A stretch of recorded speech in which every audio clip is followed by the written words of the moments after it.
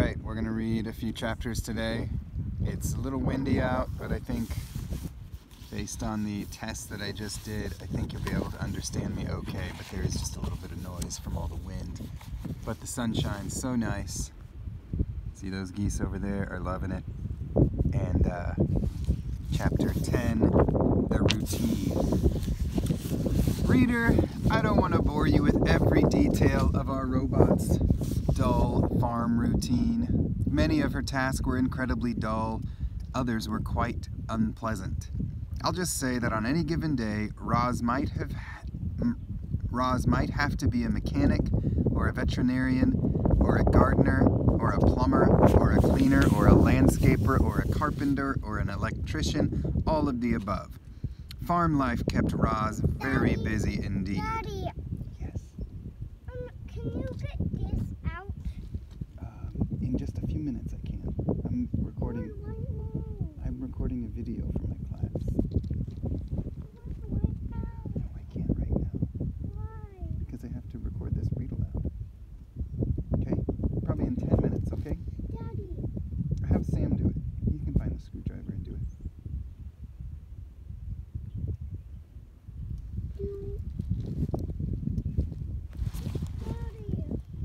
Wait.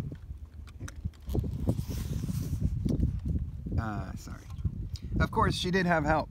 You already know about some of the machines, but the entire farm was equipped with technology that made life easier for everyone.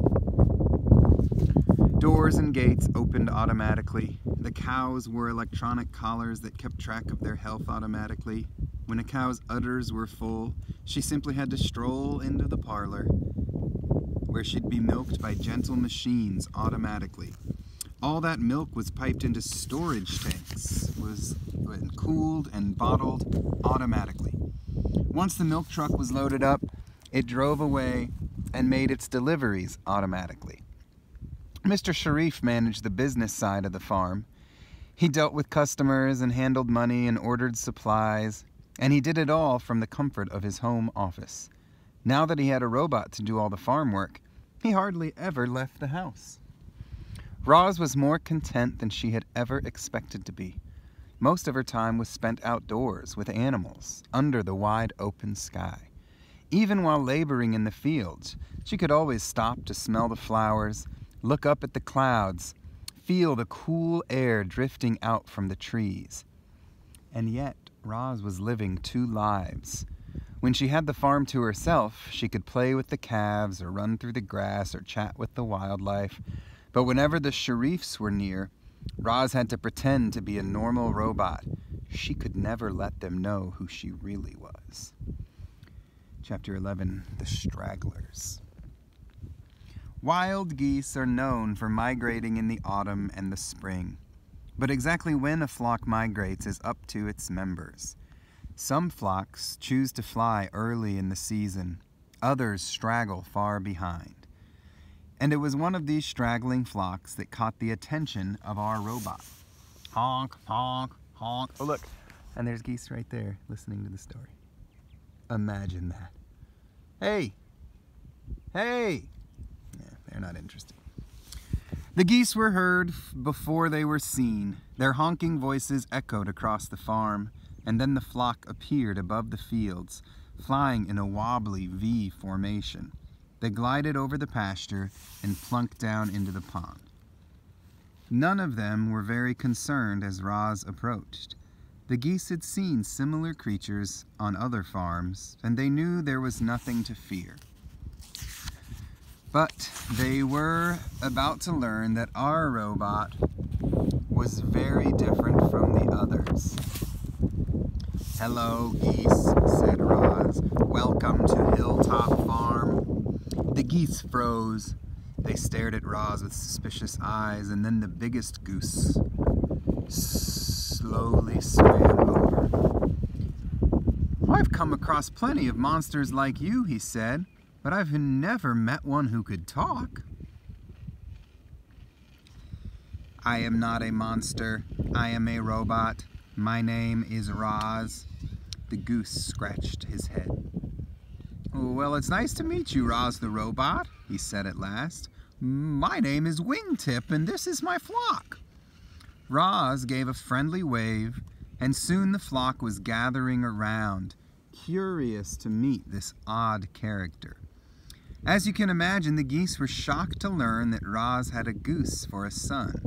They asked her all kinds of questions about Bright Bill, and about her old life on the island, and about her new life on the farm. Then Roz asked them a question of her own. Do you think Bright Bill's flock would ever come this way on their migration? Doubtful, said Wingtip. It sounds like his flock takes the eastern flyways. They'd never come this far west. The robot slumped with disappointment. However, we geese are full of surprises, added Wingtip. I promise you this, Roz, if we ever meet Bright Bill, we'll point him in your direction. The talk was interrupted by giggling and barking. The children were taking the dog for a walk. Roz couldn't be seen chatting with geese, so she whispered a quick goodbye to her new friend and went back to work. And when she looked down at the pond later that day, she saw that the flock was gone.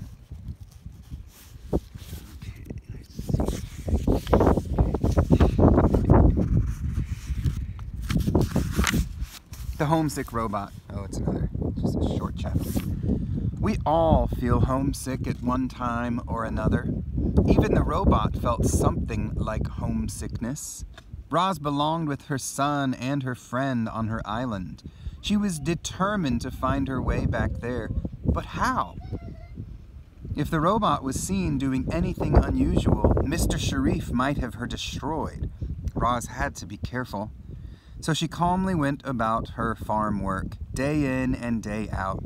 But all the while, the homesick robot was secretly planning her escape. Chapter 13, the electronic signal. Beep, beep, beep, beep. Hold on one sec. Yeah, buddy. Where's that screw? Where's it? In the toolbox. Here. Here. Here. Oh.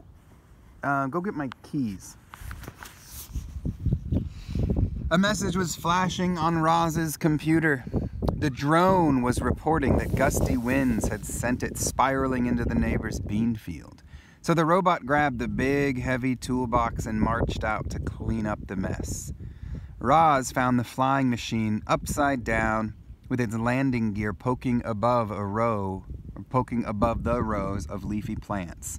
It had some scrapes and scratches, but no major damage. She flipped it over, brushed it off, and tightened a few screws. Then she said, "Return to Hilltop Farm." The engine started buzzing, and the machine lifted off the ground and flew home. As Roz marched back, she cut through a strip of forest that separated the two farms. There were trees and ferns and rocks and shrubs and small forest animals. It was a little piece of wilderness. And suddenly the robot was thinking of that wild island she missed so much. Someday she would try to run away and return to her true home. Was this the moment for her escape? Could it be as easy as sneaking off through these trees? Hey buddy, they're on the table in the kitchen. In my hat maybe? I don't know if they're in my hat or not. He'll go check. No, it couldn't be that easy. Ahead, on the other side of the trees, Mr. Sharif was sitting in his pickup truck watching Roz. Because of the robot's electronic signal, he knew she had stepped off the property, and he had raced out there to see what she was up to. Roz marched over to the truck, and Mr. Sharif leaned out his window. He had a serious expression on his face. "Don't ever leave the property without my permission, understand?" "I understand," said Roz. She understood all right. She understood that she was always being watched. She understood that she was trapped on Hilltop Farm.